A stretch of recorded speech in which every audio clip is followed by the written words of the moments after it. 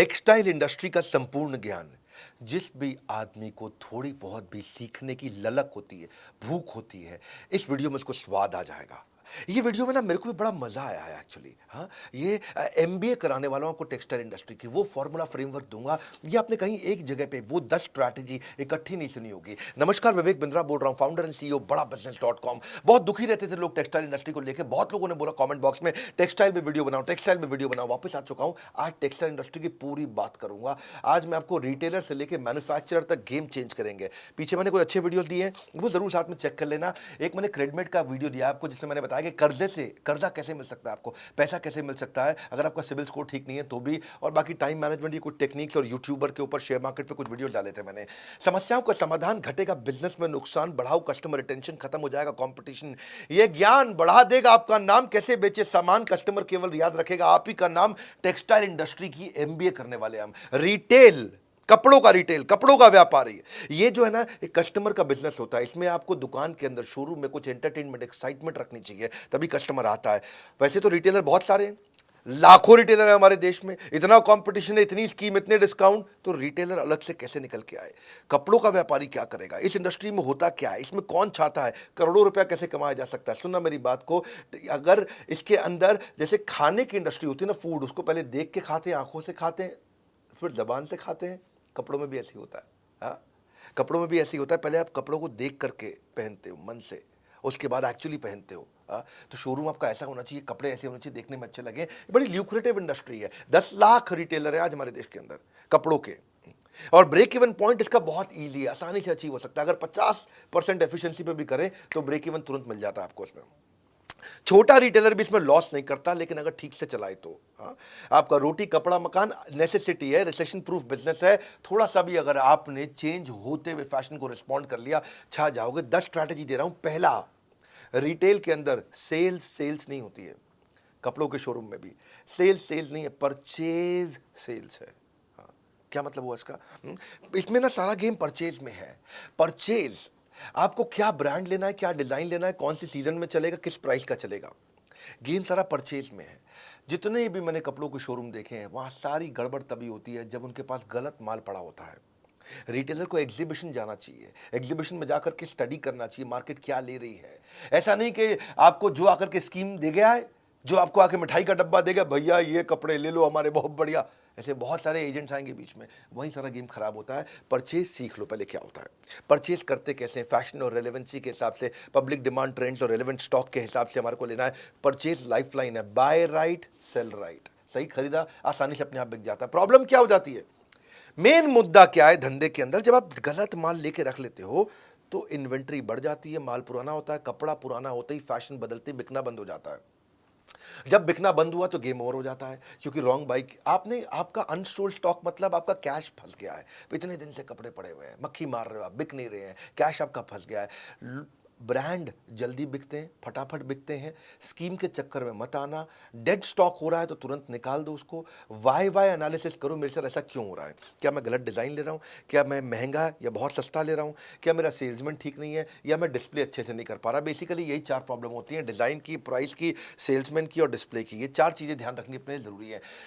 Bad stock मत खरीदो, good stock, very good stock लेना। बैड स्टॉक मतलब जो बिकता नहीं, गुड स्टॉक मतलब जो बिक जाता है, डिमांड है, लेकिन वेरी गुड स्टॉक फट फट फट फट बिकता है। अब इसका मतलब क्या हुआ, 80-20 फॉर्मूला।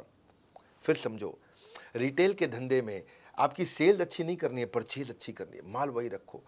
जो माल 80% बिकता है, हाँ, ये केवल 20% तरह का माल होता है जो 80% बिक जाता है। और वही वाला 20% तरह का माल, उसको 80% भर लो अपने पास में। 80% ऑफ दैट 20% जो आपको 80% ग्रोथ देगा। ये है मेन मुद्दा इसके अंदर। हाँ, इसको बोलते हैं एबीसी एनालिसिस या एफएसएन analysis, fast moving, slow moving, non moving. जो जल्दी बिकता है उससे शोरूम भर दो, जो धीरे बिकता है उसको केवल 15-20% रखो, और जो नहीं बिकता है उसको 2-5% से ज़्यादा कभी मत रखो। यही है मेन सारा का सारा गेम। परचेज जो है ना, माल को जमा करना। परचेज मतलब जमा, दुकान में सामान लाते हो, परचेज मतलब जमा, सेल्स मतलब मजा। हाँ, जमा मजा, जितना बढ़िया सेल्स करोगे उतना मजा आएगा आपको। लेकिन क्या है, आपका अगर जब जमा राइट है तो sales becomes easy and light. When the जमा इज राइट, यानी कि purchase is right, sales becomes easy and light. But when जमा इज रॉन्ग, गलत सामान ले आए, sales delays for very long. मुद्दा यही है। व्हेन जमा is right sales becomes easy and light, when जमा is wrong sales delays for very long. अगर आपने ईबीओ खोला है वहां तो आसान है, एक्सक्लूसिव ब्रांड आउटलेट बोलते हैं, मतलब एक कंपनी का शोरूम खोल लिया है, वहाँ तो आसान है, वहाँ तो कोई कंफ्यूजन ही नहीं है। जो बड़ा ब्रांड है वो खुद ही मर्चेंडाइज ढूंढने में आपको मदद करता है, वही आपको कौन सा माल लेना है, कितना माल लेना है, इस मार्केट में क्या चलेगा, मार्केट इंटेलिजेंस देता है, प्रोडक्ट मार्केट फिट आपको बना के दे देगा। हाँ, तो वहाँ पे आपके लिए, क्योंकि अगर अच्छी सेल हो रही है तो आपके ब्रांड पे भी इंपैक्ट करेगा, तो वो खुद ही कंपनी करके दे देती है। लेकिन अगर आपका ईबीओ नहीं है, मल्टी ब्रांड आउटलेट है, तो आपको परचेज समझदारी से करनी है। दूसरा, स्टॉक आउट इज पॉइजन। देखो, जो माल ज़्यादा बिकता है ना, वो अगर स्टॉक आउट मतलब क्या होता है कि भाई सामान खत्म हो गया है, बिकने वाला माल वो खत्म हो गया है। देखो, अगर कुछ स्टॉक फालतू रखा है ना, उसका जो नुकसान है आप कैलकुलेट कर सकते हो कि भाई मेरा 50,000 रुपये का माल फालतू पड़ा है, उस और वो बिक नहीं रहा, बिक नहीं रहा, बिक नहीं रहा, मतलब 50,000 रुपये फंसा हुआ है। लेकिन जो माल बिकता है वो नहीं है, तो कितने सारे कस्टमर वो ले जाते जो लेके नहीं गए, वो आपको पता भी नहीं चलने वाला। तो जो स्टॉक आउट यानी कि माल ना होना, यानी कि जो बिकने वाला माल है वो ना होना, ये आपके धंधे के लिए जहर है। अगर आपके पास स्टॉक कम पड़ा है, अंडर स्टॉक है या गलत स्टॉक है, इसका कारण तो या तो लैक ऑफ फंड, आपके पैसे की कमी है, वर्किंग कैपिटल मैनेज नहीं करना आ रहा है, या माल अगर जल्दी बिक के खत्म हो गया है, इसका मतलब आपको पता ही नहीं कि पुअर डिमांड फोरकास्टिंग है, आपको आइडिया नहीं है आपके पास क्या बिकता है। या फिर खत्म हो गया, इसलिए खत्म हो गया क्योंकि पीछे से आपको सही सप्लायर नहीं है, वो सप्लाई डिले कर रहा है इसलिए, या आपको इन्वेंट्री ऑटोमेशन नहीं आता। आप बात को समझे कि डिमांड होते हुए भी माल को ना बेच पाना, ये बहुत बड़ा ब्लंडर है। हाँ, कस्टमर भी चला जाएगा, आपकी इमेज भी चली जाएगी और दूसरे के पास चला जाएगा। तो आप क्या करिए, परेटो प्रिंसिपल जो मैंने बताया था, जो 20% माल 80% बिकता है, उस माल का हर महीने फ्रेश बाइंग करते रहो, शोरूम नया लगेगा। आप फ्रेश बाइंग हर महीने करते रहो, शोरूम नया लगेगा। आपको वर्किंग कैपिटल मैनेज करनी आनी चाहिए, आपको ट्रेंड और फैशन पकड़ में आने चाहिए। आप या तो ईबीओ खोल लो, दो पाए, या तो एक्सक्लूसिव ब्रांड आउटलेट खोल लो, भाई जिस कंपनी, वो कंपनी खुद ही बता देगी क्या बिकता है क्या नहीं बिकता, उसके पास ईआरपीज हैं, सॉफ्टवेयर हैं, बता देगा। और आप ईबीओ नहीं खोलना चाहते, अपना ही एमबीओ चलाना चाहते हो, तो फिर ईआरपी खुद लगा लो। रेडी सोल्यूशन आजकल ईआरपी के बहुत सारे आ रहे हैं, वो लगा लो, काम हो जाएगा। तीसरी स्ट्रैटेजी पे ध्यान देना, लोकेशन जो है ना, इसमें बड़ा गेम चेंजर है। आपके शोरूम का, आपके स्टोर का, आपकी कंपनी का लोकेशन कहाँ पे है, फिजिकल लोकेशन से बात बनती है। भैया अगर लोकेशन कमजोर है, कस्टमर ही नहीं आ रहा, तो बेकार है। आपका जो प्राइमरी कस्टमर है ना, जो 60 से 80% कस्टमर वो ऐसा होता है जो माल खरीदता है। सेकेंडरी मतलब 15% कस्टमर ही कभी कभी लेता है। टर्शरी मतलब वो कस्टमर जो माल खरीदता ही नहीं है। इसका कैलकुलेशन करना सीख लो, ये कैसे मिलते हैं, इसके कुछ तरीके होते हैं, ये मिलते कैसे हैं, क्या फैक्टर होते हैं। आप जहां दुकान खोल रहे हो वहां कस्टमर आपके काम के रहते कितने हैं, वो पढ़े लिखे कितने हैं, यहाँ पे चलने वाले पैदल ग्राहक कितने घूमते हैं, इनकी उम्र क्या है, जो प्रोडक्ट आप बेच रहे हो वो उस उम्र के लोगों को देना है कि नहीं देना है, किस प्रोफेशन के लोग रहते हैं आसपास। कुछ इलाके होते हैं जहाँ व्यापारी ज़्यादा रहते हैं, कुछ इलाके होते हैं जहाँ अपार्टमेंट होती हैं, सोसाइटीज़ होती हैं, हाई राइज टावर, वहाँ नौकरी करने वाले ज़्यादा होते हैं। इनकम ग्रुप कैसा है, लाइफस्टाइल कैसा है, धर्म क्या है उनका, प्राइवेट व्हीकल उनके पास है कि नहीं है, उनकी उनकी स्पेंड करने की क्षमता कितनी है। आसपास जहाँ आपने शोरूम खोला है वहाँ कोई मेट्रो जाती है क्या, वहाँ कोई बस जाती है, ऑटो आता है, पब्लिक ट्रांसपोर्ट है वहाँ पे। ये चीज़ों को देखो तब आपको समझ में आएगा यार, यहाँ लोकेशन ठीक है, यहाँ माल अपने को शोरूम खोल देना चाहिए। चौथी स्ट्रैटेजी बड़ी कमाल का गणित दूंगा इसमें मैं, ये रियल कंटेंट है भाई साहब। हाँ, brand gives you better inventory turnover. क्या मतलब हुआ बेटर इन्वेंट्री टर्नओवर, मतलब बेटर आरओआई। इसका मतलब समझो, केस स्टडी से समझाता हूं। मोबाइल के दो ब्रांड लेते हैं, जियोनी और शाओमी। जो दुकानदार है ना, उसको शाओमी केवल 4% मार्जिन देता है, जियोनी 12% मार्जिन देता है। लेकिन फिर भी कौन, मतलब कमाई किस में जा रहा है, जियोनी में कि शाओमी में, जियोनी में। जियोनी 12% दे रहा है। हाँ, यानी कि आपने 1 लाख रुपए का मोबाइल बेचा जियोनी का, तो आपको 12,000 रुपये कमा लोगे। शाओमी का 1 लाख रुपए का मोबाइल बेचा तो केवल 4,000 रुपये कमाओगे। तो आदमी कहे भाई जियोनी ज़्यादा रख लो, लेकिन वो शाओमी रखता है ज़्यादा। पूछो क्यों, क्योंकि समझो यहाँ पे दो आपके बड़े अच्छे से खाने बने हुए हैं जहां आपने मोबाइल रखे हुए हैं, है कि नहीं, रैक अंग्रेजी में बोलते हैं। यहां 1 लाख रुपए का जियोनी पड़ा है, यहां 1 लाख रुपए का शाओमी पड़ा है।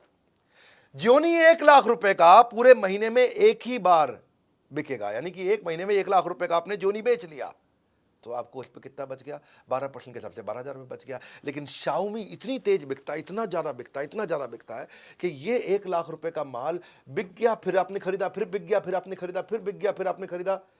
आपने फंसाया तो 1 ही लाख है, लेकिन ये 10 बार बिक गया। इधर 1 लाख का माल एक बार बिका, शाओमी का 1 लाख का माल 10 बार बिक गया। शाओमी दे तो रहा था 4%, लेकिन उस 1 लाख पे आपने 4% 10 बार कमा लिया। यानी कि आपने यहाँ 40,000 रुपये कमाया और यहाँ आपने 1 लाख पे केवल 12% देखने में अच्छा था, पर ये एक ही बार बिका तो आपने 12,000 कमाया। तो इस 1 लाख पे अपने महीने में 12,000 रुपये कमाया, इस 1 लाख पे महीने में आपने 40,000 रुपये कमाया, क्योंकि माल 1 ही लाख का रखा था, बिक रहा है, आ रहा है, बिक रहा है, जा रहा है। आप तो 1 ही लाख का माल फंसाते हो ना, अपना पैसा तो 1 ही लाख फंसाया दोनों जगह पे आपने, पर ये कम बार बिका जियोनी, तो यानी कि 1 बार बिकने पे आपको 12,000 कमा के दिया, 10 बार 1 लाख का माल बिकने के कारण आपको 40,000 रुपये कमा के दिया, इसको बोलते हैं आरओआई। इसका मतलब क्या भैया? मतलब ये है कि अगर आप अच्छा ब्रांड रखोगे तो वो आपका ब्रांड बना देगा, और लोकल आइटम रखोगे तो आपको भी जिंदगी भर लोकल बनाए रखेगा। माल वो रखो जो अपने आप बिकता हो, मार्जिन थोड़ा माटा कम भी हो तो भी चल जाता है, आप आरओआई बहुत अच्छी कमा लेते हो, बहुत बढ़िया कर लेते हो। इसमें ना आप, मैं साधारण भाषा में समझाना पसंद करता हूँ। ये जोनी शाओमी के आइडिया से आपको समझ में आ गया होगा। कपड़ों में मामले में भी ना, कोई लोकल लल्लू लाल कपड़ा मत रखो, ठीक ब्रांड का कपड़ा रखोगे। हाँ, लल्लू लाल हो सकता है आपको 50% मार्जिन दे दे, ब्रांड आपको 30% मार्जिन दे, पर आप ब्रांड में ज़्यादा कमा जाओगे, जल्दी जल्दी बिकता है। हाँ, स्टॉक बहुत तेज घूमता है। और ये अगर फंसा रह गया ना आपका, जियोनी फंसा रह गया, तो जियोनी 3G था, टेक्नोलॉजी 4G आ गई, मोबाइल बेकार हो गया। भाई उसका रैम कम था और नया रैम आ गए, ज्यादा रैम वाले मोबाइल आ गए, टेक्नोलॉजी बेकार हो गई, मोबाइल बेकार हो गया। पड़े पड़े मोबाइल पुराना बेकार हो जाएगा, आपकी जिंदगी बेकार हो जाएगा। आपका भाई क्या हो गया, क्या करूं, फंस गया मैं, मक्खी मार रहा हूं उसके बैठ के। एक और फॉर्मूला समझो आप, इसको बोलते हैं stock rotation formula. Stock rotation formula क्या है, इसे समझ में आ जाएगी आपको बात। अगर आप बिल्कुल पढ़े लिखे नहीं हो ना, तो भी ये फॉर्मूला समझ में आ जाएगा आपको। हाँ, मैथमेटिक्स तो छोड़ो, अगर आपने खाली 10वीं छोड़ो, 8वीं छोड़ो, 5वीं तक पढ़ाई करिए, इतना ईजी कर दूंगा। सेल्स अपॉन स्टॉक का मतलब क्या है? आपने सेल्स करी 2 करोड़ की और माल आपने 1 करोड़ का खरीदा, यानी कि साल के एंड में आपके पास 1 करोड़ का माल बचा, लेकिन साल के एंड तक आपने सेल 2 करोड़ की कर दी। कैसे करी होगी? ऐसी करी ना कि भाई माल गया आया, गया आया, तो आपने माल आपने 2 बार मंगा लिया। तो आपका जो माल फंसा था, 1 ही करोड़ फंसा था, लेकिन माल आपने 2 बार बेच दिया। आप, कई लोग इतने समझदार होते हैं, इतने समझदार होते हैं कि 1 करोड़ लगा करके 5 करोड़ की सेल कर देते हैं, और कई एक्सट्रीमली बेस्ट होते हैं, वो 1 करोड़ लगा करके 1 करोड़ का माल साल में 10 बार बेच देते हैं। यानी कि कपड़ों के शोरूम में उसको बोलेंगे 10 करोड़ अपॉन 1 करोड़, यानी कि उसका स्टॉक रोटेशन 10 बार हो गया है। आप समझो, जो इसको ऐसे समझो भाई, कुछ दुकानदार पुराना माल पड़ा है, वो थान में लिपटा हुआ है, उस पर दाग पड़ जाते हैं, जीन्स रखते हैं, किसी लोकल शोरूम में जाओगे दुकान पे, वहाँ जीन्स जब वो खोल के निकालेगा ना, तो उसके घुटनों से जहाँ फोल्ड करी थी जीन्स, उस पर लाइन सी आ जाती है। देखिए आपने कभी कभी ब्राउन सी भूरे रंग की लाइन आ जाती है, क्योंकि माल पड़ा हुआ है, उसका स्टॉक रोटेशन नहीं हो रहा, पुराना माल पड़ा हुआ है, खराब हो गया उसका माल, है, फैशन बदल चुका है, माल पड़ा हुआ है। वही चक्कर है। आपने अगर 1 करोड़ का माल 10 बार बेच दिया तो आपका स्टॉक रोटेशन 10 है। इसको आप ऐसे समझो फॉर्मूला से आसानी से, कि 1 करोड़ का माल अगर आपने 30% मार्जिन पे साल में 1 ही बार बेचा तो आपको 30 लाख रुपए बचा।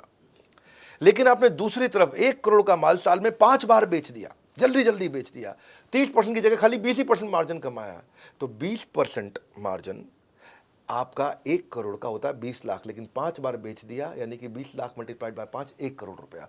यहाँ 30% मार्जिन के साथ आपने 30 लाख कमाया, 20% मार्जिन के साथ आपने 1 करोड़ कमा लिया। वो 30 लाख कमा रहा साल में, 1 करोड़ कमा रहा साल में।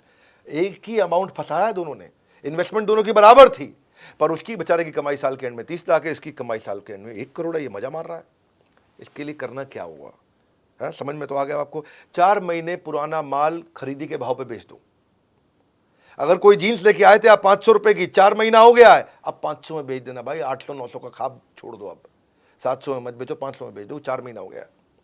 लेकिन अगर 6 महीने तक सामान पड़ा रह गया कपड़ा आपके पास कोई, तो 500 की जगह 450 में बेच दो, कोई दिक्कत नहीं है। 430 में बेच दो, कोई दिक्कत नहीं है, पैसे छुट्टे हो जाएंगे। आपके 50,000 रुपये का माल फंसा पड़ा है ना, 50,000 का माल 40,000 रुपये निकाल दो, 40,000 रुपये हाथ में तो आएंगे। जब 40,000 हाथ में आएंगे तो नया माल लेके आओ, बहुत तेज बिकेगा, कमा के भी देगा। जब जगह खाली होगी, नया माल आएगा, नया माल जल्दी बिकेगा, जो शॉप है वो शोरूम लगने लग जाएगा अपने आप। कस्टमर के हिसाब से खरीदो भैया। कई लोग आएंगे आपको स्कीम देंगे, अरे भाई साहब 3 जीन्स ले लो, साथ में 3 जीन्स फ्री दे रहा हूँ, वो स्कीम है। हो सकता है कस्टमर ना ले रहा, वो कस्टमर वही लेगा जो कस्टमर को पसंद आता है। कस्टमर के हिसाब से माल खरीदो, स्कीम के हिसाब से नहीं कि जो डिस्ट्रीब्यूटर डीलर आके आपको स्कीम दे जाता है। हाँ, तो आपके लिए देखो एक चीज़ और अच्छी बताता हूँ, आपको आरओआई अच्छा निकालना है ना, टेलर रख लो अपने पास। टेलर के साथ बहुत कमाई होती है भैया। शोरूम खोलना मुश्किल है, टेलर रखना आसान है। पर क्या शोरूम तो आप खोल लेते हो, उसके बाद टेलर के खर्चे आपको चुभने लग जाते हैं। हाँ, आप क्या है कि आप $1 खर्च कर देते हो, 1 पेनी में दिक्कत आती है। 2,000 का नोट खर्च कर देते हो, 2 रुपए खर्च करने में दिक्कत आती है। टेलर रखो। देखो रेस्टोरेंट वही चलता है जहां शेफ अच्छा हो, इसी तरह कपड़ों का शोरूम वही अच्छा चलता है जहां टेलर अच्छा हो। शेफ लाना मुश्किल नहीं है, रेस्टोरेंट खोलना मुश्किल है। आप अगर रेस्टोरेंट, ये बड़ा इंपॉर्टेंट है चीज़ को समझना कि टेलर छोटी छोटी चीज़ें आपके लिए अच्छी इतनी तेज कर सकता है सर्विस के मामले में कि आपका कस्टमर वापस आता है लौट करके।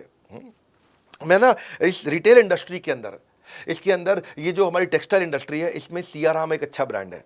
उसके जो ओनर हैं, चेयरमैन है मिस्टर रमेश पोदार, हमारी बड़ी मित्रता है उनसे, बड़ा प्रेम है, बहुत बहुत वार्म और कॉर्डियल रिलेशनशिप है मेरा। तो मैं सोचा कि टेक्सटाइल की बात कर रहा हूँ, तो मैंने रमेश जी को फ़ोन लगाया। मैं कहा नमस्कार रमेश जी, कैसे हैं? वो नमस्कार बिंद्रा जी, बहुत अच्छे हैं, बड़ा उनसे प्यार है। वो मेरे को उन्होंने कुछ कपड़े भी गिफ्ट किए अपने, बोले मैं सियाराम के सूट पहनूँ। बिंद्रा जी, ये भी मैं सियाराम का सूट पहना हुआ है। तो मैंने जब उनसे बात किया, मैं कहा उनसे भी थोड़ा चीज़ें समझता हूँ, तो मैं उनकी भी स्ट्रैटेजी बताता हूँ। ये 1978 की कंपनी है भैया, सियाराम, जे हेम्स्टेड, कैडनी, ऑक्समबर्ग भी बड़ा ब्रांड, सब इन्हीं के 80 मिलियन मीटर जो है ना बनाते हैं, कि 40,000 आउटलेट पे माल बेच रहे हैं। 100 करोड़ तो उन्होंने 1991 में पहला कर लिया। देसी ब्रांड, लेकिन इंटरनेशनल अपील है इनका। ये रिलेशन इनके साथ ऐसा है कि इन्होंने देखा कि डॉक्टर विवेक बिंद्रा बड़े वर्ल्ड रिकॉर्ड बना रहे हैं, तो इन्होंने भी रिटेलर्स के लिए एक इवेंट किया था और उसमें इन्होंने गिनीज वर्ल्ड रिकॉर्ड बनाया था। मुझे बोले कि आपसे इंस्पायर हुए, आपके देखा देखी हमने भी वर्ल्ड रिकॉर्ड बनाया। तो सियाराम के रमेश पोदार जी से एक और स्ट्रैटेजी मुझे समझ में आई, space utilisation is revenue maximisation. कई बार लोग शोरूम खोल लेते हैं। अब एक भाई थे हैदराबाद के, और उनका जो शोरूम था, उनका जो स्टोर था, वो 6,000 स्क्वायर फीट का था। 3,000 स्क्वायर फीट ग्राउंड फ्लोर पे, 3,000 स्क्वायर फीट फर्स्ट फ्लोर पे। तो ग्राउंड फ्लोर पे उन्होंने बना रखा शोरूम, बहुत बढ़िया, चकाचक, लाइट, बहुत सुंदर, मतलब अंदर घुसो तो देख के बड़ा हो मजा आ जाता। और ऊपर उन्होंने बना दिया गोडाउन। तो रमेश भाई वहां गए, उनसे मिले, उन्हीं का रिटेलर था। तो रमेश भाई बोले, अब सियाराम के चेयरमैन है तो सामने वाला बात सुनता भी है उनकी। बोले यार तुम गलती कर रहे हो, प्राइम लोकेशन पे, हैदराबाद की सबसे महंगी रोड पे तुम्हारा ही शोरूम है, और फर्स्ट फ्लोर को तुमने बना रखा है गोडाउन। गोडाउन सस्ती जमीन पे बनाओ, तो ग्राउंड फ्लोर पे भी शोरूम कर दो, फर्स्ट फ्लोर पे भी शोरूम कर दो, स्पेस को यूटिलाइज करो। स्पेस यूटिलाइज होगा, रेवेन्यू मैक्सिमाइज होगा। वो भाई मान गया उनकी बात। वही आदमी जो नीचे ग्राउंड फ्लोर पे 8 करोड़ का टर्नओवर कर रहा था, ऊपर फर्स्ट फ्लोर खोलते ही वो 12 करोड़ पे आ गया, फिर 15 करोड़ पे आ गया। तो उन्हें बहुत धन्यवाद किया, क्योंकि जब गोडाउन बनाना था वो सस्ती जगह बनाया, खर्चा उसका बहुत कम हो गया। वरना अगर ऊपर फर्स्ट फ्लोर जो इतनी प्रीमियम लोकेशन थी, उससे फट फट फट फट तेज कमाया उन्होंने। तो स्पेस यूटिलाइजेशन जब करोगे तो उसमें देखो मैनेक्विन अच्छे से डालो, ट्रायल रूम बनाओ, शीशे लगाओ, डिस्प्ले शेल्फ अच्छे लगाओ, डिस्प्ले काउंटर बढ़ाओ। जितना अच्छे से स्पेस को यूटिलाइज करेंगे ना, उतना रेवेन्यू मैक्सिमाइज होता है आपका। अगला है छठा स्ट्रैटेजी, इफेक्टिव ट्रेनिंग, मतलब हायर कन्वर्जन। आपने शोरूम बनाया, आपके शोरूम पे आपने कितने सालों की मेहनत करी है ना, कितना पैसा लगा दिया आपने वहाँ पे, कितना कुछ कर दिया आपने, इतनी ब्रांडिंग मार्केटिंग कर दी उसकी। आज उसकी इतनी इज्जत हो गई कि रोज 100 कस्टमर आ रहे हैं वहाँ पे। अगर रोज 100 कस्टमर आ रहे हैं और आपका सेल्समैन इतना कमजोर है कि 100 में से खाली 20 को माल बेच पाता है, 100 में से वो 20 को माल बेच पाता है, क्योंकि उसकी ट्रेनिंग अच्छी नहीं हुई। अगर उसकी ट्रेनिंग अच्छी कर दें, वो 100 में से 40 को माल बेच दे, तो आपका टर्नओवर एकदम डबल हो जाएगा। हाँ, कस्टमर लाने पे आप खर्चा कर चुके हो, पर उसकी ट्रेनिंग नहीं करी आपने। ये छोटे छोटे खर्चे होते हैं। प्रोफेशनलिज्म बढ़ाइए। हाँ, प्रोफेशनल्स को लाइए, उनको उतना प्रेम दीजिए कि वो फैमिली हो जाए। फैमिली को लाइए, उनको उतना ट्रेनिंग दीजिए कि वो प्रोफेशनल हो जाए। दो बातें हैं कि आप जब किसी एम्प्लॉय को हायर करते हो, उसको इतना प्रेम दो प्रोफेशनल आदमी को कि वो फैमिली जैसा हो जाए, और खुद के जो परिवार वाले हैं उनको इतना ट्रेनिंग दे दो कि वो प्रोफेशनल्स की तरह काम करना शुरू कर दें। मजा आएगा। उसके बाद ट्रेनिंग का कल्चर बना दो। यंगस्टर्स को बहुत दिक्कत आती है, उनके लिए बड़ा आसान हो जाएगा। डेटा ड्रिवन अप्रोच रखो, मेजरेबल गोल रखो, नहीं तो एवरीथिंग गोल गोल हो जाएगा। अगर मेजरेबल गोल नहीं होगा तो एवरीथिंग गोल गोल। गोल गोल चाहिए या बड़ा जबरदस्त वाला गोल चाहिए। अपने मैनेजर को, स्टोर कीपर को, सेल्समैन को, कस्टमर सर्विस एग्जीक्यूटिव को, शॉप फ्लोर में सबको बढ़िया ट्रेनिंग दो। इसको सारे रिटेलर्स के आप पहुंचा देना, जितने भी भैया अपने टेक्सटाइल वाले हैं। गेम चेंजर वीडियो में कुछ ऐसे ऐसे फॉर्मूला दूंगा आपको मैं। तो सेल्समैन ना बड़ा इंपॉर्टेंट टच पॉइंट होता है। 10 में से 2 कस्टमर को माल बेच पा रहा था, वो 10 में से 4 को बेचना शुरू हो गया। अच्छी ट्रेनिंग दे दी आपने तो टर्नओवर डबल हो गया आपका। तो आपका जो शॉप फ्लोर है वो बहुत इंपॉर्टेंट एरिया है। उसको आप फीचर वर्सेस बेनिफिट की ट्रेनिंग दो। भाई कपड़ों का फीचर मत बताओ, बेनिफिट बताओ उसको। प्रोडक्ट की origin, history, accessories, catalogue, prices, कपड़ों के डिफरेंट साइजेज, यूके का साइज ये है, यूएस का साइज ये है, मेन का साइज ये है, वुमेन का साइज ये है, फैब्रिक का उसको एक्सपीरियंस हो जाना चाहिए। कॉम्पिटिटर क्या प्रोडक्ट बेच रहा है, कॉम्पिटिटिव एडवांटेज क्या, उसको समझ में आ जाना चाहिए। एटिकेट्स के साथ बात करें, रैपो बिल्डिंग, रिलेशनशिप बना करके माल बेचे, कस्टमर के बाइंग बिहेवियर को पहचाने। डिफिकल्ट गुस्से वाला कस्टमर आ गया, एकदम चिड़ा हुआ, नक चढ़ा, ऐसे वाला भी होते हैं ना कहीं, हाँ, उसके साथ भी बड़ा कैसे वो डील करे, उसको कैसे समझाए और कैसे फॉलो अप करे, रेफरल कैसे ले, सेल्स को क्वालिफाई करे, प्रोफेशनल एथिक्स और एटिकेट उसको समझ में आ जाए, क्रॉस सेल अपसेल कर सके, है कि नहीं है। क्रॉस सेल अपसेल क्या होता है कि वो अगर कोट खरीदने आया तो अंदर के लिए शर्ट भी बेच दी साथ में, हाँ, अगर वो ट्राउजर लेने आया है तो ट्राउजर के साथ में अपने सॉक्स भी बेच दिए उसको, आपने अगर वो स्कर्ट लेने आई है तो अपने साथ में टॉप भी बेच दिया उसको, हाँ, तो इसको क्रॉस सेलिंग। अप सेलिंग क्या है, अगर वो 2000 वाला ले रहा है तो उसको 2000 की जगह 3000 वाला माल बेच दिया। एस्पिरेशनल सेलिंग कर दिया, कस्टमर का मन कैसे मोह ले ताकि सेल्स अपने आप ही हो ले, हाँ, कस्टमर का मन कैसे मोह ले सेल्स अपने आप ही हो ले, इससे आपका आरओआई निकल के आएगा, गेम चेंजर है। सातवीं strategy, keep an I on KPI. KPI मतलब की परफॉर्मेंस इंडिकेटर। कुछ फॉर्मूलाज रखने चाहिए अपने स्टाफ के साथ, अपने ऊपर भी रख सकते हो। बेटा झूठ बोल सकता है, डेटा झूठ नहीं बोल सकता। फॉर्मूला क्या है आपको पता है, भैया मैं गैस नहीं देता, मैं ये नहीं बोल रहा जॉन लगा दो, मेहनत कर लो, खून पसीना एक कर लो, एड़ी चोटी का जोर लगा दो, ये सब बोल रहा हूं क्या मैं? फालतू मोटिवेशन नहीं मेरे भाई, रियल फॉर्मूला। बिजनेस के मामले में डॉक्टर विवेक बिंद्रा के चैनल पे आ जाओ, बड़ा बिजनेस, बस बस बस इतना ही। केपीआई मतलब डेटा ड्रिवन काम करना। कैसे करना है आपको? डेटा ड्रिवन का मतलब है जैसे ना आप कुछ फॉर्मूला चेक करो, प्रॉफिट पर स्क्वायर फीट।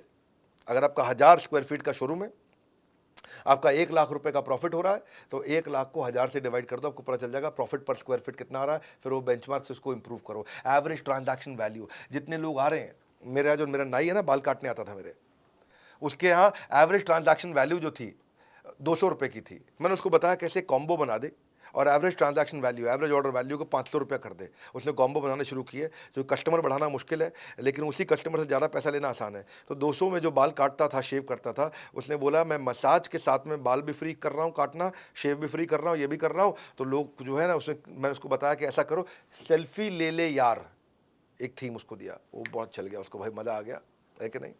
लोगों ने वो 200 की जगह 500 का माल लेना शुरू कर दिया। इसको बोलते हैं एवरेज ट्रांजैक्शन वैल्यू। हाँ, ऐसे ही आप लीड कन्वर्जन, कि भाई जितना कस्टमर आ रहा है कितने को बेच पा रहा है, पिछले महीने से ज़्यादा रेवेन्यू करके देखा, ये भी केपीआई हो गया, की performance indicator. Upsell cross sell कितना कर रहा है, हाँ, एवरेज सेल्स साइकिल टाइम, मतलब ये कस्टमर को कितनी देर में बेचता है। हाँ, कई सेल्समैन होते हैं वो, उसके पास कस्टमर आया 15 मिनट में बेच देते हैं। कई सेल्समैन होते हैं उसके पास कस्टमर आया 1 घंटा सब खोल के बैठ जाता है, ये भी देख लो, ये भी देख लो, ये भी देख लो। कस्टमर कंफ्यूज, गोल चक्कर होता रहता है। साइड में अमेजोन खोलता है और वो अपनी मम्मी को बोले मम्मी यहाँ से ले लेंगे, माल भी नहीं बिकता, है कि नहीं है। और बिकता भी तो ये 1.5 घंटे बाद जाके बिकता है। इसको क्या बोलते हैं, एवरेज हैंडलिंग टाइम, AHT। तो ये भी देखो कौन एम्प्लॉय ज़्यादा टाइम लगा रहा है। Average profit margin on sales, कौन डिस्काउंट ज़्यादा दे देता है, पूरे मार्जिन पे बेच रहा है कि नहीं बेच रहा। ये सेल्स पर रिप्रेजेंटेटिव, अगर आपकी 1 लाख की सेल हुई है और आपने पास 10 आपके पास एम्प्लॉय है, सेल्समैन है, तो मतलब ऑन एन एवरेज एक आदमी 10,000 रुपये की सेल करता है। तो जो 10,000 से ज़्यादा की करता है उसकी ताली बजा दो, जो 10,000 से कम की करता है उसकी ट्रेनिंग कर दो। ये कुछ बढ़िया बढ़िया KPIs होते हैं। सेल्स पर एम्प्लॉय निकाल लो, एम्प्लॉय टू कस्टमर रेशियो निकाल लो, हाँ, कि भाई आपने इससे ये बड़ा फायदा है एम्प्लॉय टू कस्टमर रेशियो, कि अगर आपके पास रोज 1000 कस्टमर आ रहे हैं और 10 सेल्समैन हैं, तो आपने निकाल लिया भैया कि मैं 100 कस्टमर पे एक सेल्समैन दिन भर में लगाता हूं। जब फेस्टिवल का टाइम आता है 1000 कस्टमर की जगह 3000 कस्टमर हो जाते हैं, तो आपको पता चल जाएगा कि भाई मुझे 1 महीने के लिए 10 की जगह 30 आदमी करने पड़ेंगे, क्योंकि आपका एम्प्लॉय टू कस्टमर रेशियो निकल गया। हाँ, कस्टमर कितने दिन तक आपके साथ ट्रांजैक्शन करता है, क्योंकि कस्टमर रिपीट कस्टमर बन रहा है कि नहीं, लॉयल कस्टमर बन रहा है कि नहीं, प्रमोटर एडवोकेट बन रहा है कि नहीं बन रहा। क्योंकि ये भी बड़ा इंपॉर्टेंट फॉर्मूला है। रिटेंशन रेट, कितना कस्टमर रिटेन हो रहा है। रेफरल रेट, कितना कस्टमर आया और कितने को नए साथ में लेकर के आया, रेफरल किया उसने। क्योंकि KPI जब आप कर देते हो तो इससे आप एम्प्लॉयज को अकाउंटेबल कर लेते हो। एम्प्लॉयज अपने आप काम करते हैं, आपकी प्रेजेंस के बिना काम करते हैं। आप जो है वृंदावन में बैठ करके कीर्तन कर रहे हो, भगवान का जप कर रहे हो, या दुबई के बीच पे लेमनेड पी रहे हो, पीछे से धंधा अपने आप चल रहा है, क्योंकि आपने फॉर्मूला लगा के सबको मेजर करना शुरू कर दिया। लोग ऑर्गेनाइजेशन की प्रायोरिटीज को समझ जाते हैं, आपके एम्प्लॉय रिस्पॉन्सिबल होते हैं, बड़ी क्लैरिटी मिल जाती है उनको, इंडिविजुअल परफॉर्मेंस अच्छी होने लग जाती है। तो ये KPI था। 8वीं स्ट्रैटेजी है फिजिटल। फिजिटल मतलब फिजिकल शोरूम के साथ डिजिटल भी जाओ। बाइंग बिहेवियर बदल रहा है, इंफॉर्मेशन एज है, सब कुछ इंटरनेट पे दिख रहा है, सब कुछ इंटरनेट पे चल रहा है। पहले लोग टच फील करते थे, अब इंटरनेट से खरीद लेते हैं। तो आप डिजिटल भी हो जाओ साथ साथ। डिजिटल होने में घबराने की कोई जरूरत नहीं है, एक्सटेंशन है फिजिकल स्टोर का। आपको पूरे देश में जाने की जरूरत नहीं, आप डिजिटल तुरंत फटाफट पहुंच जाते हो। आप होम डिलीवरी दे सकते हो, सर्विस का एक्सटेंशन है वो। हमारे ना बड़े सारे कोर्सेज हैं कि फिजिकल बिजनेस को डिजिटल बनाने के लिए, WhatsApp marketing, digital marketing, Facebook marketing, e commerce marketing, email marketing. बस आपने ये सब सीख लिया, व्हाट्सएप मार्केटिंग आपने सीख लिया, तो आप कस्टमर को प्रोडक्ट भी भेज दोगे, उसको प्राइस भी बता दोगे, उससे परचेज भी करा लोगे, उससे पेमेंट भी करा लोगे और अपना प्रॉफिट भी कमा लोगे। बड़ा आसान है, तो वो मुश्किल नहीं है। आपके प्रोडक्ट में आएगी विजिबिलिटी, जैसे प्रोडक्ट की डिजिटल बढ़ेगी विजिबिलिटी, आपके धंधे में आ जाएगी स्केलेबिलिटी। आसान है ये। आप अपना गूगल पे, फेसबुक पे, सोशल मीडिया पे, आप आजकल गूगल की लिस्टिंग, बिजनेस लिस्टिंग बहुत होती है कि नाम, एड्रेस, फ़ोन नंबर डाला, अपना विजुअल कंटेंट सारा डाल दिया, भाई मेरे पास ये कपड़े हैं, आपको रिव्यूज़ देने शुरू कर दिए, एकदम बात बनेगी। आपका लोगो वो डाल दो वहाँ पे, सब काम हो जाएगा, कस्टमर रिव्यू देने लग जाता है आपको। इससे आपको लीड मिलेगी, विजिबिलिटी मिलेगी, डिस्प्ले मिलेगा, बहुत अच्छा है ये। आपके मार्जिन अपने आप बढ़ जाते हैं, बीच में सारे इंटरमीडिएटरी खत्म हो गए, इसको कमीशन दो, उसको कमीशन दो, कुछ नहीं, सीधा कस्टमर को माल बेचो, 365 दिन आप बेच सकते हो, क्योंकि इंटरनेट तो आपका रात को भी चलता है, दिन में भी चलता है। शोरूम तो आपका खाली दिन में खुलता है, इंटरनेट तो आपका रात को 2 बजे भी इंटरनेट पे दुकान खुली है, आपकी दुकान इंटरनेट पे सुबह 4 बजे भी खुली है, 26 जनवरी पे भी खुली है, 15 अगस्त को भी खुली है। इंटरनेट पे तो आपकी दुकान हर समय खुली हुई है। तो इसको सीखो आकर के, हमारे भी कोर्सेज हैं बहुत सारे, इसके ऊपर आप ज्वाइन कर सकते हो बोर्ड लाइन नंबर पे फ़ोन करके। बहरहाल, नौवीं स्ट्रैटेजी, अगर आपको ईबीओ का मतलब क्या है? ईबीओ मतलब एक्सक्लूसिव ब्रांड आउटलेट। इसमें आपकी मेहनत कम है, ब्रांड की मेहनत ज़्यादा है, वो सारे आपकी मदद करते हैं। मान लो आपने कोई भी ब्रांड उठा लो, अभी सीआरएम की बात कर लेते हैं, सीआरएम का ब्रांड उठा लो, उसके अपने लॉयल कस्टमर हैं, उसकी अपनी बहुत बड़ी विजिबिलिटी है, उसका अपना प्रूवन एक क्वालिटी और कमर्शियल वायबिलिटी है, और आपको बड़ी अच्छी प्रीमियम अपील है उसकी। ब्रांड का अपना एक विजन होता है, उसकी अपनी लॉन्ग टर्म स्ट्रैटेजी होती है, उसके अपने ग्रोथ प्लान होते हैं, उसके बाद अपने मार्केटिंग के बजट होते हैं। आप थोड़ी कर सकते हो सारे बॉलीवुड वाले को ला दो। हमने अगर सीआरएम का एग्जांपल लिया, तो उन्होंने आजकल दीपिका पादुकोण के हस्बैंड को अपना ब्रांड एम्बेसडर बना रखा है, और अब वो आएगा अपना आकर के, वो तो पता ही आपको रंगीन कपड़े पहनता है। तो अब आप तो नहीं, आप दीपिका पादुकोण को या उसके हस्बैंड को ला सकते हो आसानी से, कोई, आप तो दुकानदार हो। तो ईबीओ भी आप ट्राई कर सकते हो, ईबीओ बड़ा अच्छा ऑप्शन है। और रणवीर सिंह नाम है उसका, मैं नाम भूल जाता हूँ, मैं बॉलीवुड कम देखता हूँ। तो वो जो है, आप उसको, आपको तो खर्चा नहीं करना है, ब्रांड अपने आप खर्चा करता है, ब्रांड का आपको सपोर्ट मिल जाता है, ब्रांड आपको प्रॉपर्टी सिलेक्शन करा देगा, आपको रेंट नेगोशिएट करा देगा लैंडलॉर्ड से। आप अगर अच्छा ब्रांड होगा, बहुत सारे ब्रांड्स हैं, लुई फिलिप, फलाना डिकाना, बहुत सारे हैं। आप उसमें से अगर मान लो, हमने अभी सीआरएम की बात करी, तो आपको स्टोर भी डिजाइन करा के देंगे, स्टोर लेआउट भी कर देंगे आपका। सैकड़ों शोरूम हो चुके हैं आप सीआरएम के, और अब उनका आइडिया ये है कि अगले 1 साल के अंदर 1000 नए शोरूम खोलने वाले हैं। इनके अपने फ्रेंचाइजीज खोलते हैं ना ये, तो प्रोडक्ट की ट्रेनिंग देंगे आपको, ऑपरेशंस की हेल्प कर देंगे, फ्लो ट्रेनिंग दे देंगे, बिलिंग का सॉफ्टवेयर दे देंगे, आपको वॉक इन कैसे बढ़ाओगे, आपको लेआउट, साइनेज, हर एक चीज रेडी करके देता है। तो ईबीओ में आपकी टेंशन खत्म है, कोई नया आदमी भी चालू कर सकता है। 10वीं स्ट्रैटेजी क्या है? EBO means easy expansion. अगर आपका एमबीओ है, मल्टीपल ब्रांड आउटलेट है, तो पुरानी गल्ला चला आ रहा है। दादाजी बैठते थे, दादाजी के पिताजी बैठते थे, अभी आपके पिता बैठते हैं, अभी आप खुद बैठते हैं, अपने बच्चों के लिए क्या करें? क्योंकि भैया एमबीओ को एक्सपैंड करना मुश्किल है, ईबीओ को आसान है। ईबीओ आप एक साथ 10 शोरूम चला सकते हो, एमबीओ में आपको खुद ही गल्ले पे बैठना पड़ता है। तो इंसान अपने बच्चों के लिए जगह बनाता है, तो एमबीओ उसका बड़ा अच्छा एग्जाम्पल है। फ्यूचर बच्चों का आप सिक्योर कर सकते हो, क्योंकि टेक्सटाइल के जो पुराने खिलाड़ी हैं वो भी, और जो बिल्कुल नए हैं वो भी अपने बच्चों को, सूखा सूखा बिजनेस होता है ईबीओ का, एकदम सूखा सूखा बिजनेस। भाई कंपनी से ही माल आया, कंपनी की सारी स्ट्रैटेजी, कंपनी का सारा सिस्टम आया, कस्टमर भी आया, कस्टमर को पहले शोरूम के बारे में पता है, उसको पहले ब्रांड के बारे में पता है, ओ सियाराम, तो वो आएगा, सियाराम का कपड़ा खरीदेगा, चला जाए, आपको क्या टेंशन है इसमें? हाँ, कईयों के पास जो कमर्शियल जगह होती है, मॉल में, कहीं पर डिस्ट्रिक्ट सेंटर में, कहीं पे, कुछ लोग हैं जिनके पास काम है पर जगह नहीं है, तो वो जगह लेके काम कर ले, और कुछ लोग जिनके पास जगह है पर कोई काम नहीं है, तो उनके लिए भी अच्छा है कि भाई, क्योंकि ईबीओ करना आसान है, आपको ट्रेड का आदमी होने की जरूरत नहीं है, कोई भी आदमी कर सकता है।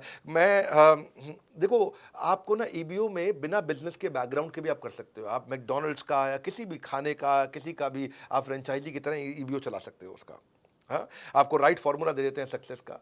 आपको अगर सीआरएम वालों से बात करना, तो उनसे भी बात करके देखो, मेरे को क्योंकि उनका बड़ा अच्छा लगा, मैंने खुद जाकर के देखा उनका। बहरहाल, ये बहुत सारे आज आपको फॉर्मूलाज मैंने दिए, आपको बहुत सारे फ्रेमवर्क दिए, आपको मैंने ये एमबीए कराई मैंने आपको टेक्सटाइल इंडस्ट्री में। आप इस वीडियो को दोबारा देखना, क्योंकि लंबा वीडियो है, इसमें बहुत काम की चीज़ें, नोट्स बनाए कि नहीं बनाए। और अगर आप डिस्ट्रीब्यूटर हो, तो आप मैन्युफैक्चरर हो, रिटेलर को आप भेजो वीडियो, होलसेलर को वीडियो भेजो, ये कोई भी फ्रेंचाइजी वीडियो को भेजो, सबको आगे बढ़ाना जरूरी है, इसलिए शेयर करना भी बहुत जरूरी है। बहुत काम का वीडियो है। और अगर आप भी बिजनेस में ग्रो करना चाहते हो, ऐसी सारी स्ट्रैटेजी सीखना चाहते हो, अपने ब्रांड को बहुत बड़ा करना चाहते हो, मेरा मोस्ट सॉट आफ्टर कंटेंट आ चुका, लीडरशिप फनल। ये वो कंटेंट है जहां कोई गैस नहीं है, ये थोड़ा प्रीमियम है, इसमें खाली 300 सीट होती है। एक हम 5 स्टार, 6 स्टार, 7 स्टार होटल में करते हैं इसको, एयरपोर्ट्स के पास करते हैं, जहां पे हम लोग बहुत, केवल 300 सीट, राइट सीधा क्वेश्चन आंसर वहीं पे टक टक टक टक टक टक, रियल कंटेंट। आपका पहले ट्रेनिंग नीड एनालिसिस कर लेते हैं, आपका पहले ही मैं पूरा कच्चा चिट्ठा पढ़ लेता हूँ, क्योंकि आपसे हम फॉर्म भरवा लेते हैं पहले। आपके बिजनेस को समझ के आता हूँ, आपके क्वेश्चंस को रेडी करके आता हूँ मैं पहले से ही। आपको real life example, case study देते हैं, एग्जीक्यूटिबल स्ट्रैटेजी देते हैं, और एक गेम चेंजिंग कोचिंग डायरी देते हैं। ये प्रीमियम कोचिंग डायरी है, कहीं नहीं मिलती है, ये केवल उस प्रोग्राम में मिलती है। हाँ, वीकली असाइनमेंट रहते हैं, उसके बाद कोच आपको वीकली असाइनमेंट फोन कर करके कराएगा, असाइनमेंट करो भाई साहब। आप नहीं करोगे दूसरे नंबर से करेगा फोन। असाइनमेंट क्यों नहीं किया आपने अभी तक? तो एक हैंड होल्डिंग सपोर्ट है, leadership funnel game changer program है, लोग कसमें खाते हैं इसकी। इसी अभी तुरंत अगला बैच आ गया है, आप फटाफट पता कर लो, सीट खत्म ना हो जाए। लीडरशिप फनल में आपको लाइफ टाइम मेंबरशिप भी हम फ्री दे रहे हैं। और इस वीडियो को सारे रिटेलर्स तक पहुंचाओ, पता नहीं फ्री कंटेंट से किसकी कितनी मदद हो जाए। बड़े गेम चेंजिंग इसमें स्ट्रैटेजीज है। हमारे साथ जुड़े रहने के लिए, इस वीडियो को शेयर करने के लिए, लीडरशिप फनल के लिए फोन करके पता लगाने के लिए आप सबका हृदय की गहराई से प्रेम पूर्वक बहुत बहुत